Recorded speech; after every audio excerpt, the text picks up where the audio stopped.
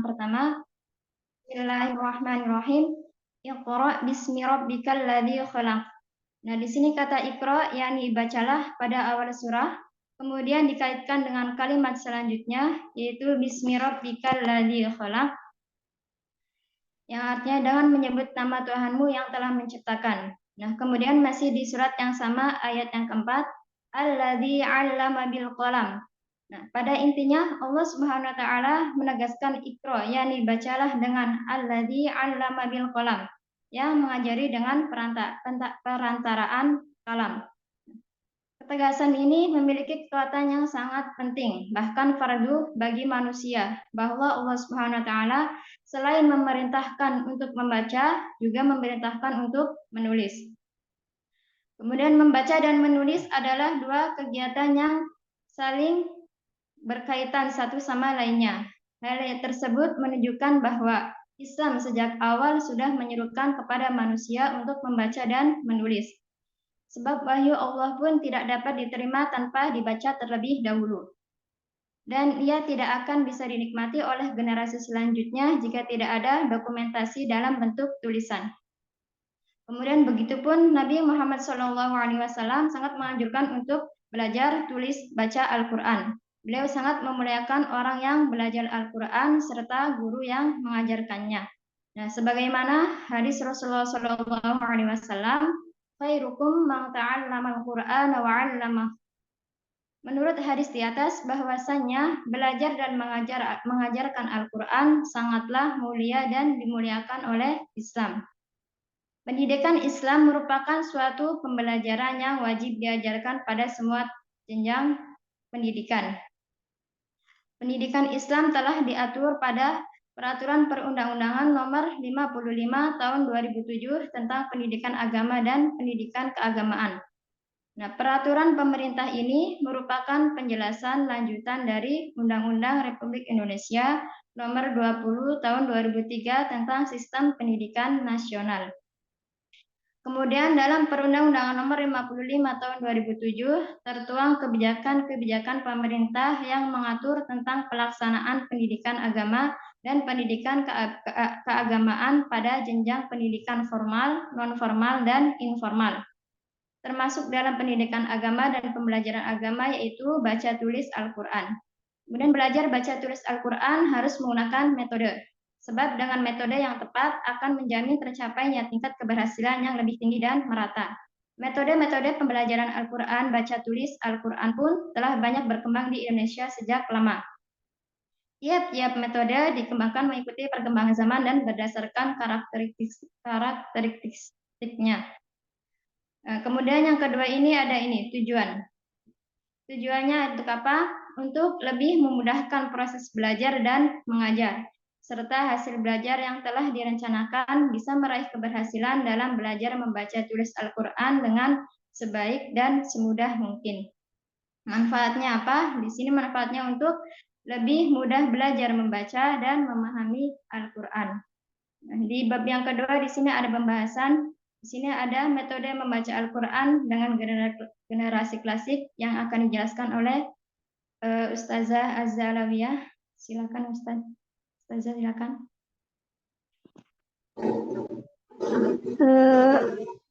Kita lanjutkan ke bab 2 yaitu pembahasan metode membaca Al-Quran generasi klasik.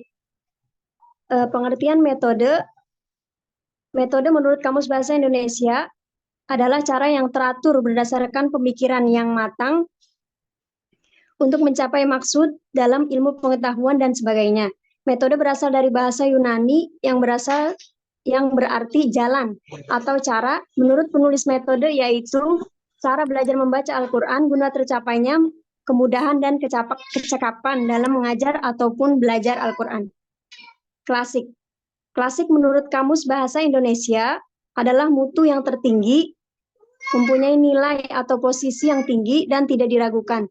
Secara harfiah memiliki arti bahasa yang berasal dari masa lampau, tetapi masih relevan karena memiliki nilai yang bermutu. Di antara metode membaca Al-Quran di Indonesia generasi klasik adalah satu, metode Al-Baghdadiyah. Metode Al-Baghdadiyah yaitu metode belajar Al-Quran dengan cara dieja per hurufnya.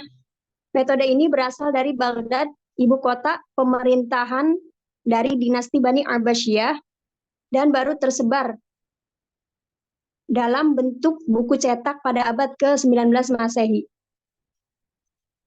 Metode ini dianggap sebagai metode tertua di dunia, digunakan oleh negara Malaysia, Thailand, Singapura, Brunei, India, Filipina, bahkan negara Timur Tengah seperti Mesir dan Irak memakai metode ini sebagai metode belajar Al-Quran tingkat dasar.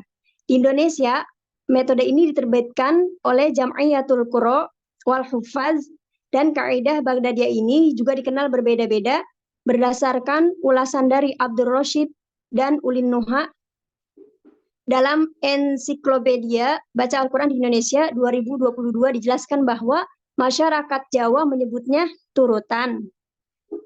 Jadi berbeda-beda metode Al-Baghdadiyah ini di Indonesia dikenal berbeda-beda. Seperti di masyarakat Jawa menyebutnya yaitu urutan, berarti sesuatu yang diturut atau dicontoh, atau sesuai yang dibaca secara berurutan. Di tanah Melayu, metode ini dikenal dengan istilah mengkadam atau menghadam atau mukodam, berarti pendahuluan, atau sesuatu yang dikerjakan di awal. Disebut demikian karena pembelajarannya menjadi semacam pendahuluan sebelum masuk pada pelajaran berikutnya dalam membaca Al-Quran. Selain kedua nama tersebut, masih di tengah masyarakat Jawa dan Sumatera dikenal pula nama alif-alifan. Istilah ini dinisbatkan kepada huruf pertama hijaiyah yaitu alif. Sebutan paling masyhur dari nama-nama tersebut dengan nama kaidah Baghdadiyah.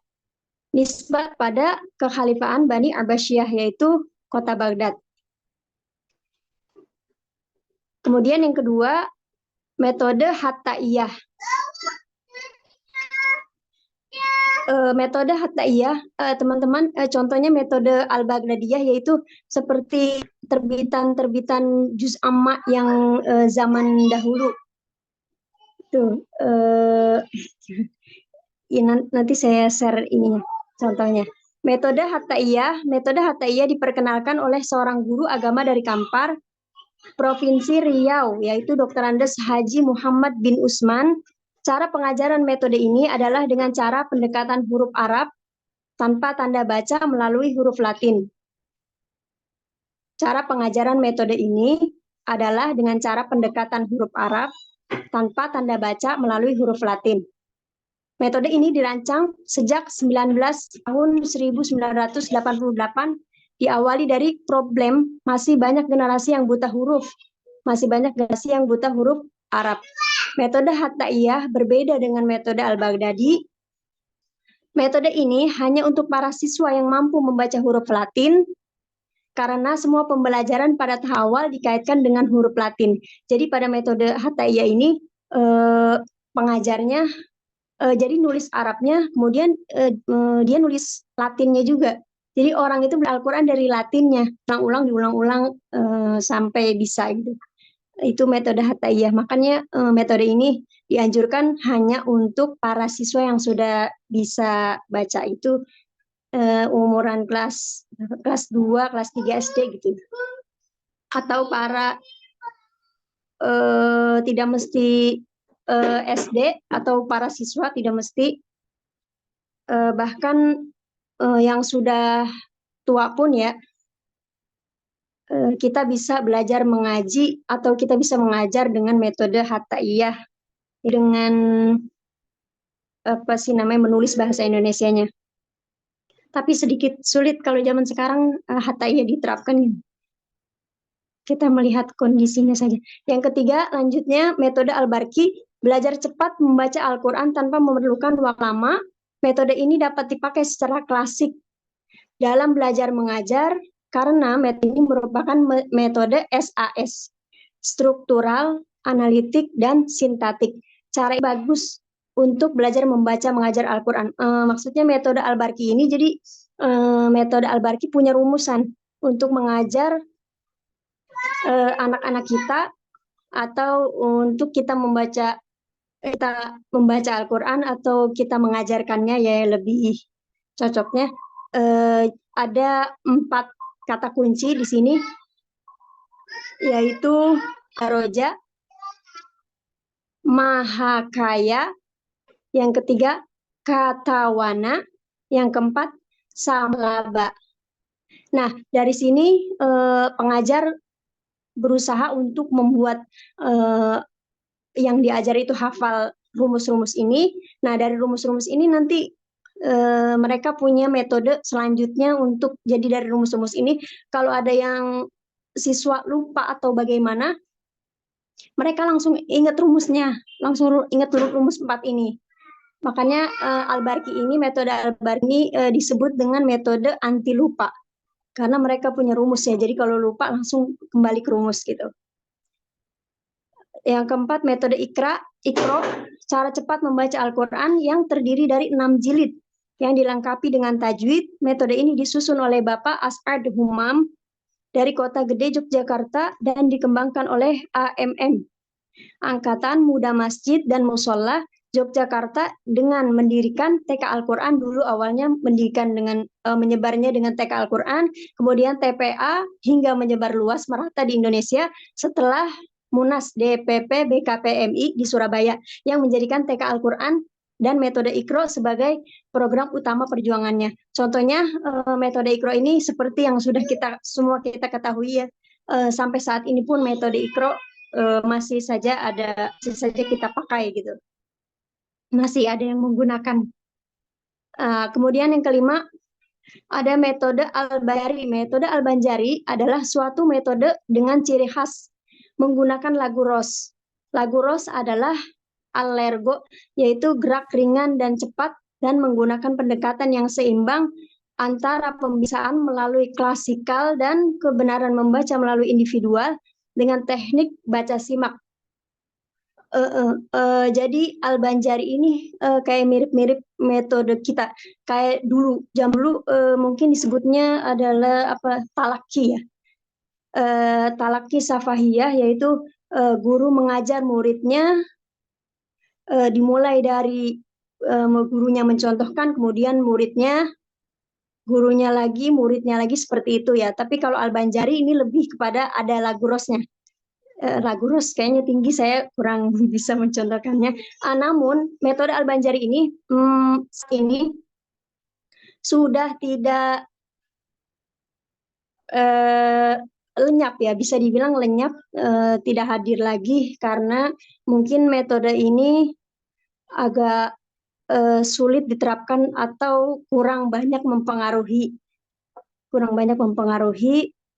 dan metode ini juga berasal dari Kota Banjar ya, Kota Banjar, Kalimantan Selatan.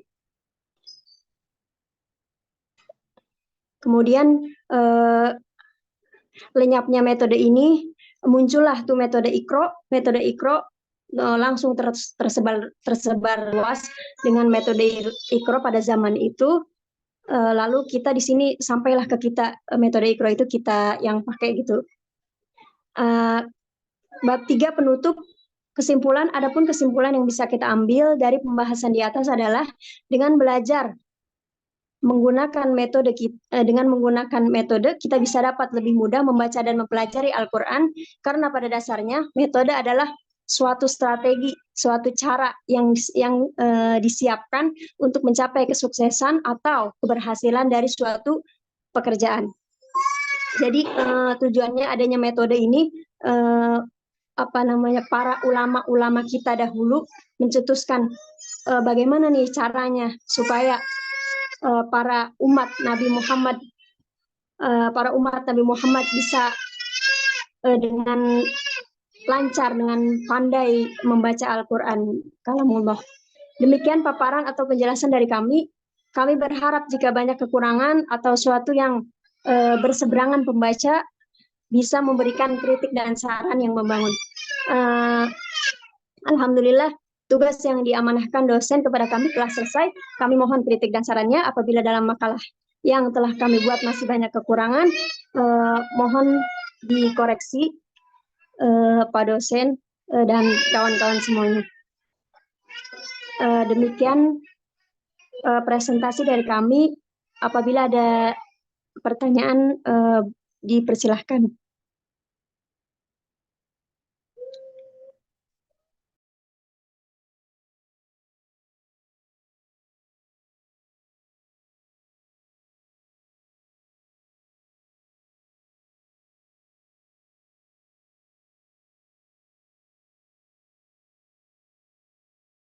Ayo silahkan yang itu biar lebih hidup. Ini sangat berkaitan dengan yang disampaikan kemarin. Ini hampir sama yang dibahas pagi ini. Silahkan dimulai. Atau ini yang ini kan yang pemakalahnya ada 5 ya atau 6. Ini yang masih siapa tahu yang ada yang mau menambahkan yang lainnya dipersilahkan. Tampil semua khususnya pemakalah ya. Jangan hanya 2 atau 3 orang karena yang di makalahnya saya lihat.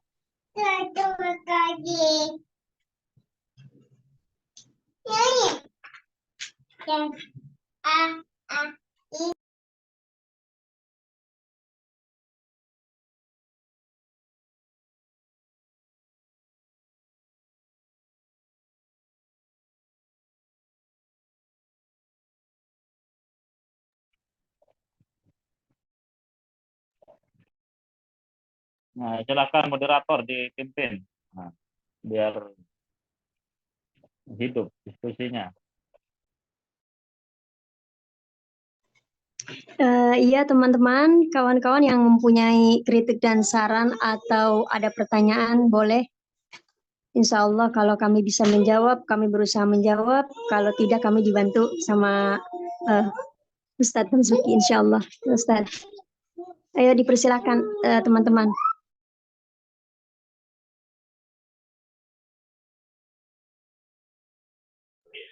Mohon maaf, izin bertanya di luar konteks. Untuk grup WA Ulumul Quran ini Pak dosen sudah dibuat atau belum ya? Biar ada sharing sebelum presentasi begitu. Sudah ada dibuat belum ya? Grup kayak Indonesia kan ada, PKN ada, kalau Ulumul Quran sudah ada buat belum? Takutnya saya belum masuk soalnya.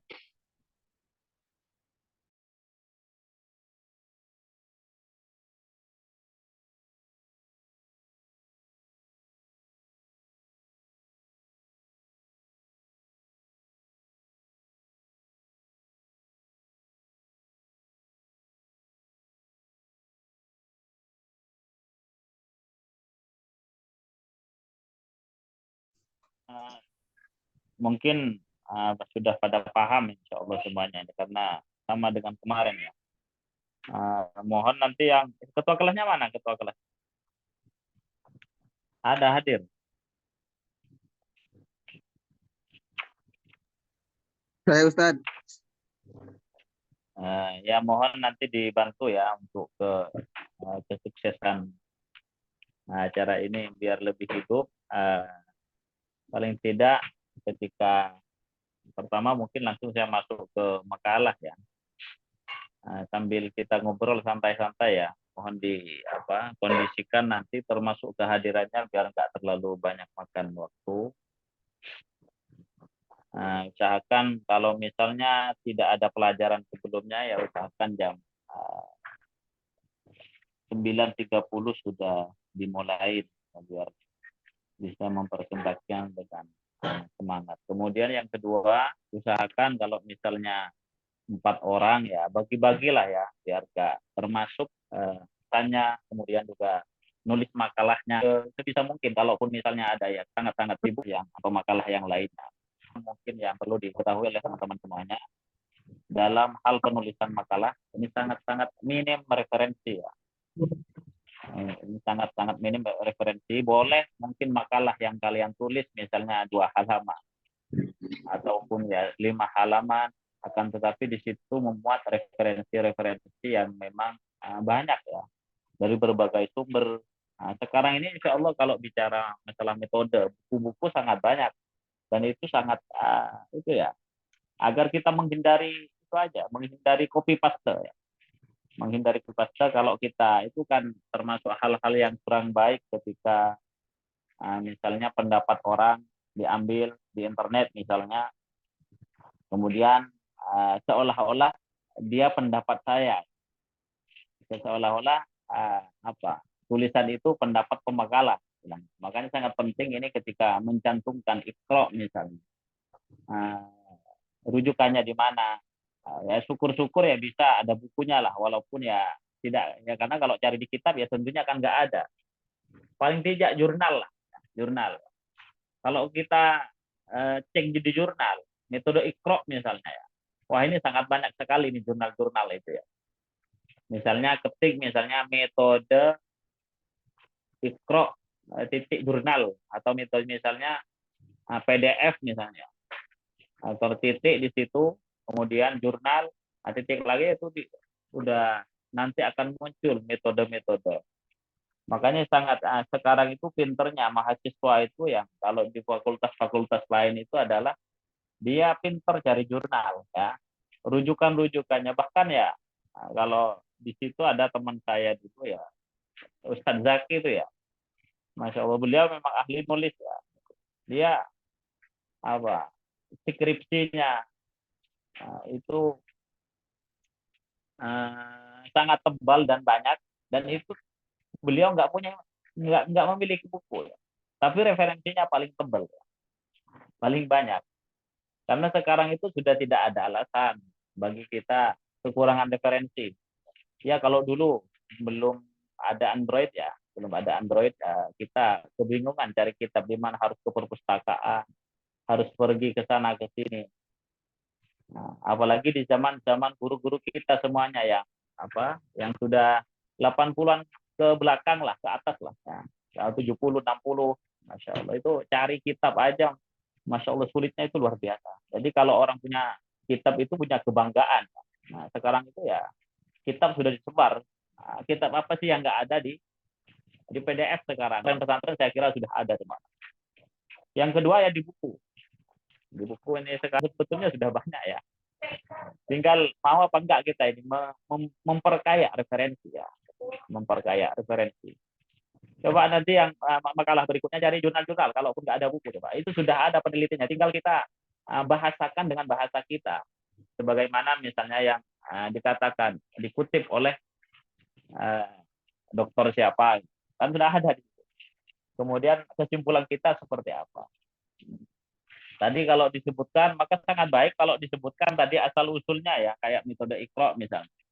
Latar belakang munculnya metode Iqra seperti apa, ini sangat.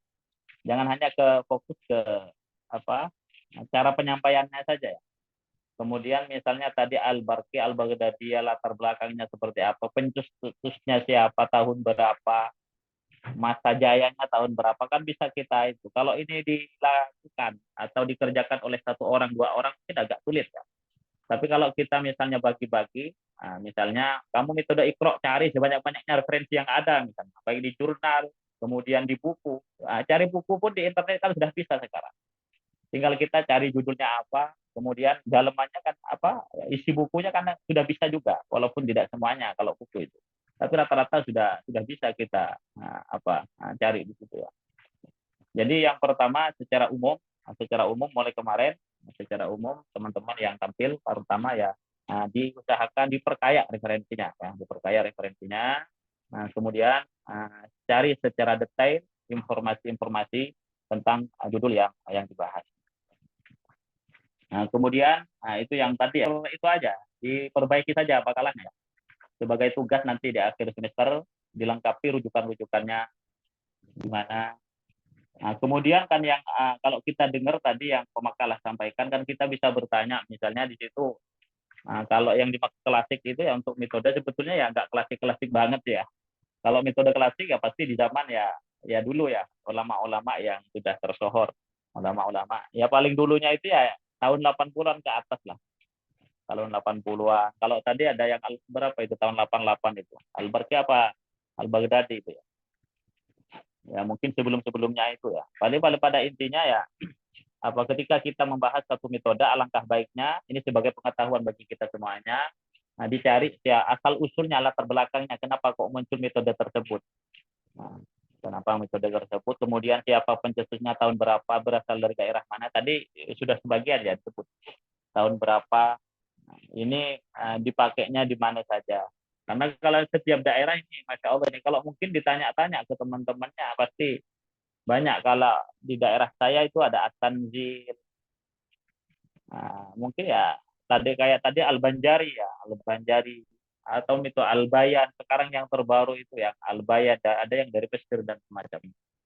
Ataupun kalau kita coba nanti teman-teman kalau pengen tahu, cari metode dasar baca Al-Quran. Jurnal, titik jurnal gitu ya. Atau makalah atau tesis atau disertasi.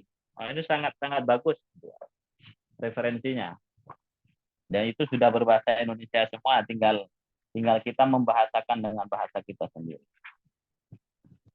Kemudian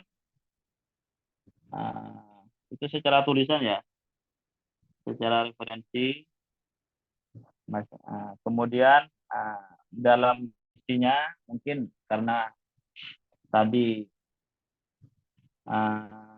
tidak ada yang bertanya, kalau kata guru saya itu ada dua, bisa dimaknai ada dua orang yang nggak bertanya. Ada yang memang benar-benar paham betul ya, paham betul apa yang disampaikan. Kemudian yang sebaliknya, yang kedua memang nggak masuk ya, nggak masuk sama sekali, nggak paham sama sekali, atau yang memang ya nggak mendengarkan gitu ya. Itu bisa nggak hidup ya, bisa nggak bertanya. Tapi insya Allah Ustaz yakin kalian sudah paham semuanya. Pada intinya kalau kita bicara tentang metode belajar Al-Quran, maka ada salah satu yang dikatakan oleh guru-guru kita semuanya. Kalau kata Kiai Hashim Muzadi, at-thariqu ahammu minal maddah, itu yang penting ya, bahwa metode itu lebih materi itu penting, tapi yang lebih penting lagi adalah cara menyampaikannya, metodenya yang lebih paham. Kemudian kalau kata guru yang lainnya, at-thariqah muhimmah ya, bahwa metode itu sangat penting. Wa ahammu minha al-muallim. Tapi yang lebih penting lagi daripada teori itu, daripada cara itu adalah gurunya. Kalau kita bandingkan, misalnya sebaik apapun metodenya yang diberikan, tapi kalau gurunya nggak ada, coba bisa berjalan nggak? Nggak ada. Atau misalnya sebaik, kalau tadi dikatakan at-thariqu ahammu minal maddah. Sebaik apapun caranya, tapi kalau materinya yang nggak jelas, ya tentu juga nggak bakal baik. Nggak bakal tersalurkan apa yang diinginkan. Jadi kalau kita bicara materi itu penting, tapi lebih penting lagi metodenya. Metode itu penting, tapi lebih lagi muallimnya. Lebih penting lagi, sebagus apapun metode dan materinya, kalau nggak ada gurunya kan berantakan kan. Wal muallim muhimun katanya, muhimun. Wa ahammu minhu ruhul muallim. Guru itu penting daripada metode itu guru paling penting. Dari materi itu paling penting guru. Tapi lebih penting daripada guru apa? Adalah ruhul muallim. Ruhnya pengajar itu sendiri. Apakah mengajarnya benar-benar karena Allah Subhanahu wa taala, atau karena hal-hal yang lain. Makanya ketika kalian menjadi pendidik, mungkin bagus metode itu dinomorsatukan, yaitu memang seharusnya kita. Tapi paling penting di antara itu bagaimana jiwa itu hanya ingin menyampaikan balighu anni walau ayat wa ma alaina illal balagh. Memang tugas orang yang mengetahui itu adalah menyampaikan ilmu, mentransferkan kepada orang lain.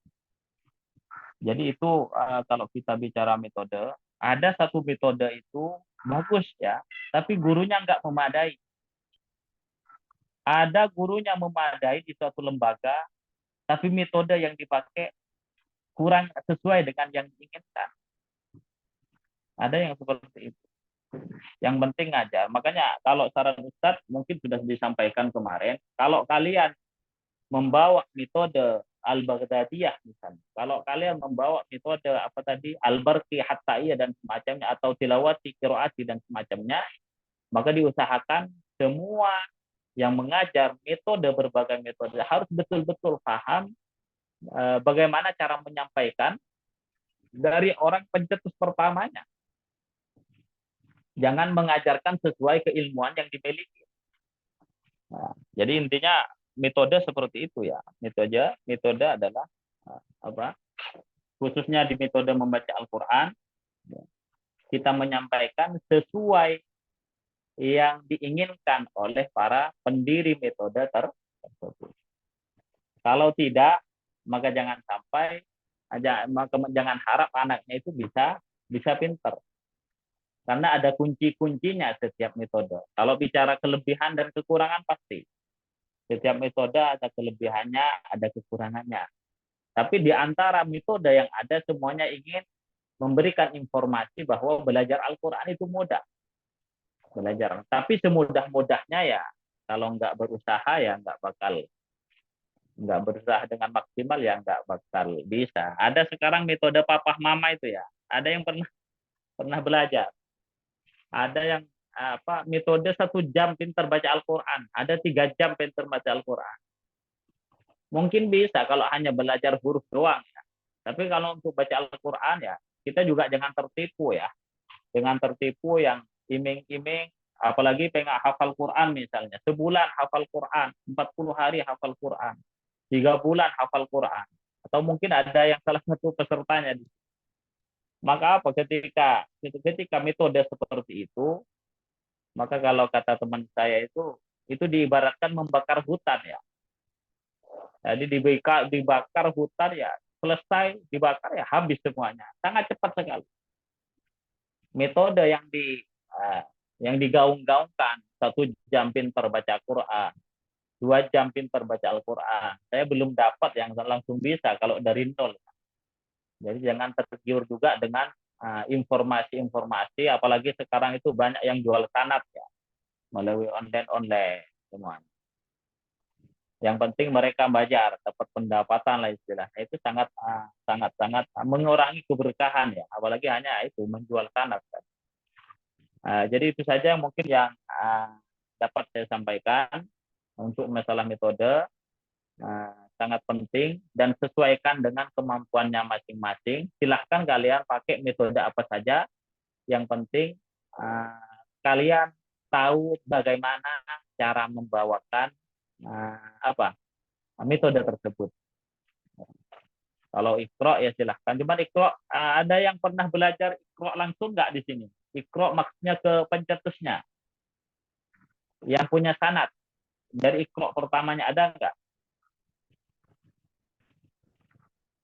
Karena rata-rata Iqra itu ya sesuai dengan kemampuannya masing-masing ngajar ya. Artinya kalau tilawati, kalau qiraati, kemudian tadi itu kan sampai sekarang masih terkontrol. Nah, sepengetahuan Ustadz itu masih terkontrol, artinya masih terkontrol ke pusat. Kayak misalnya tilawati, itu biasanya kalau menggunakan tilawati, membeli pun tidak bisa sembarangan beli. Nah, karena itu apa? Tujuannya salah satu mengontrol metode itu biar sampai. Agar nanti ketika kita lulus dari metode itu bisa benar-benar paham dan bisa lancar sesuai dengan keinginan.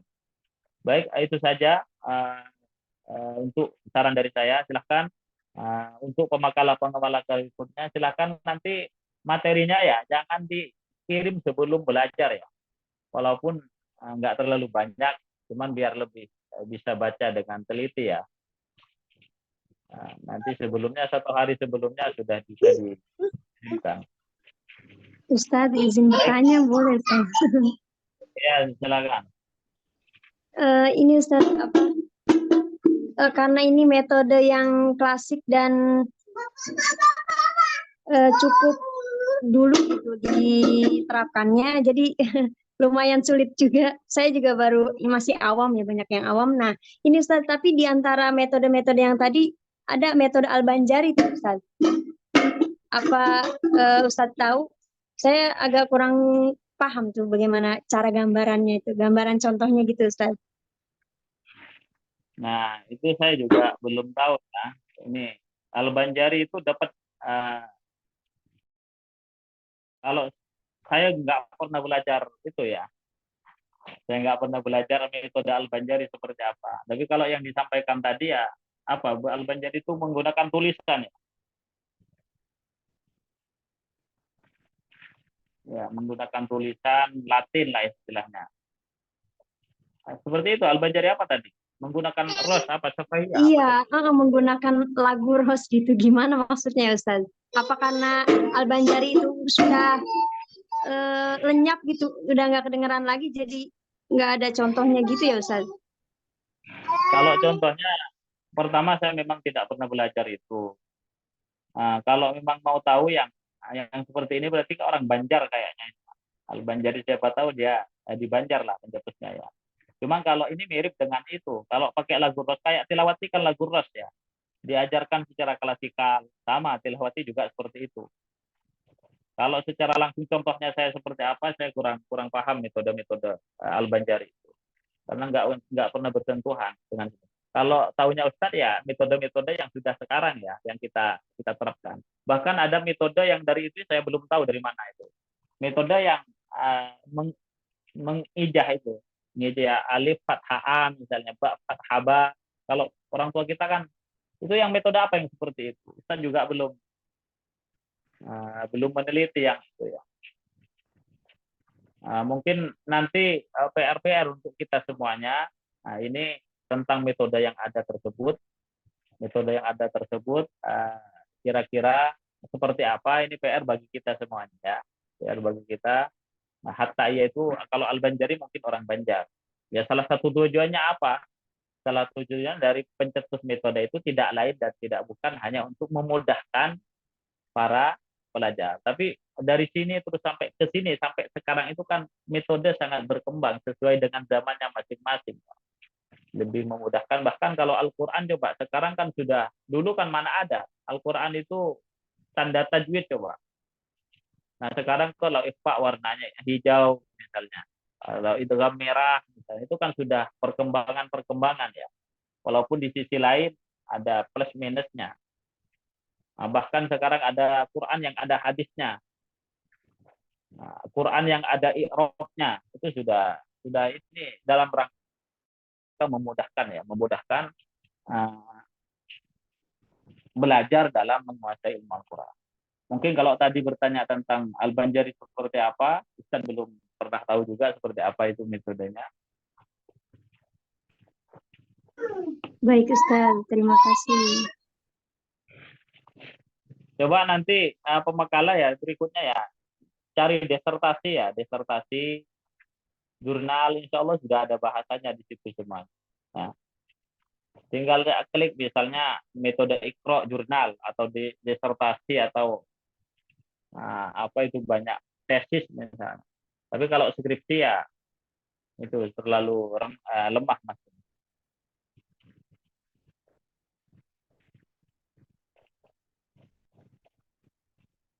Baik, itu saja mungkin.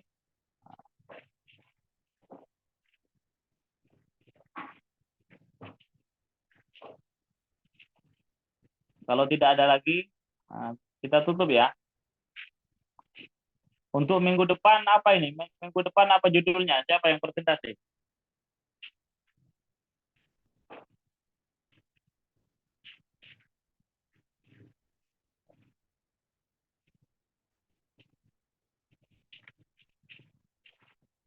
Tentang apa minggu depan Izin itu? Ustaz.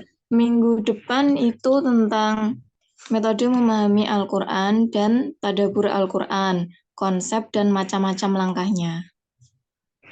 Gimana metode?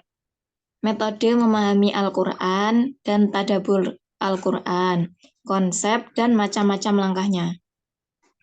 Iya ya. Silakan nanti tadabbur Al-Quran itu ya. Tadabbur Al-Quran banyak syekh-syekh sekarang yang sudah itu.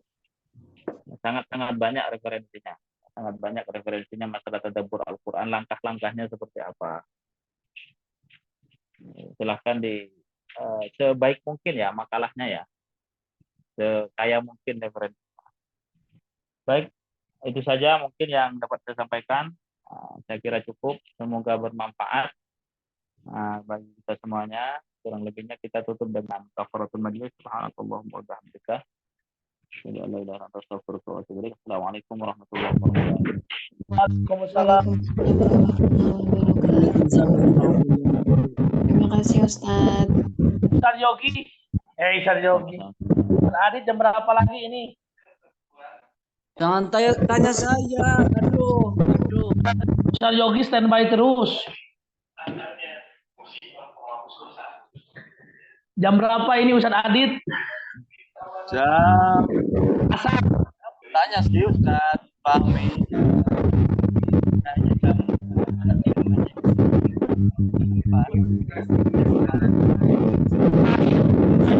Ya, bahasa Arab ya. Ya bahasa Arab terus udah libur deh. Siap, libur. Oke. Yuk, siap. Terima kasih banyak.